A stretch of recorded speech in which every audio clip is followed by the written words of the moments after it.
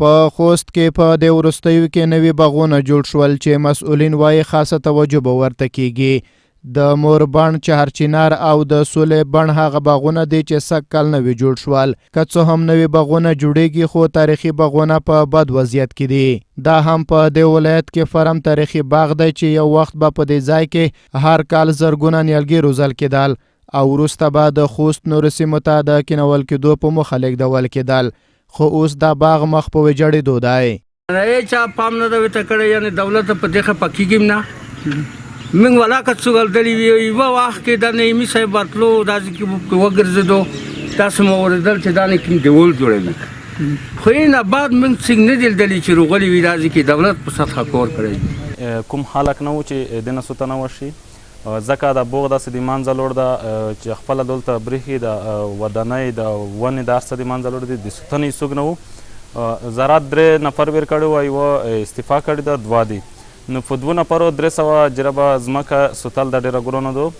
د سولې بڼ د جوړېدو پر مهال خوست والي محمد حلیم فدایي له غرغښت سره په خبرو کې وویل چې د تاریخي باغونو بیرته احیا کول یې په لومړیتوبونو کې دي او د یادو باغونو لپاره یې په یوه طرحه کار روان کړی دی. تاریخي باغونو لپاره زموږ په لومړیتوبونو کې ده او زموږ په هغې پلان باندې کار روان دی چې خوست کې به ټول هغه تاریخي باغونه چې د پخوا نه موجود دي تر اوسه پورې 15 باغونه د هغوی باندې کار روان دی چې د هغوی هغه تخنیکي موضوعات ختم شي. انشاءالله دغه باغونو د احیا زموږ په لومړیتوبونو کې. په خوست کې د اړیکو دفتر یا TLO مؤسسه چې د زراعت په برخه کې هم پروژې پلي کوي، د یاد دفتر مسؤلین وایي دوی په نږدې راتلونکي کې د خوست د بزګرانو لپاره په میلمه کوټ نومي باغ کې د تجربو او زراعت اړوند مسایلو لپاره یو ټریننګ سنټر جوړوي چې له یوې خوا به بزګرانو ته سهولتونه برابر شوي وي او له بلې خوا به د باغ ساتنه هم شوې وي.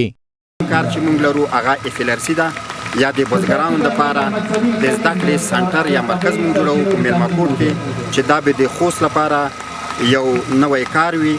دلته خو بزګرانو ته ټرینینګونه ورکولی کېږي، د دوی چې څه ستونزې وي هغه به اورېدل کېږي او دې نه علاوه مختلف قسم مډلونه نمونې به هلته جوړېږي. نو بزګران کولی شي چې هغه نمونې وګوري او په خپلو کلیو بانډو کې د هغې څخه استفاده وکړي، هغه هلته کپي کړي او هلته استعمال کړي. د فرم تاریخي باغ ودانۍ چې پخوا رغول شوې وه خو د نه پاملرنې له امله بیرته ویجاړه شوې. د چت خښتې او ټرنې یو څه اندازه د خلکو لخوا وړل شوې او د ګډرو ایستلو لپاره هم خواري روانه ده.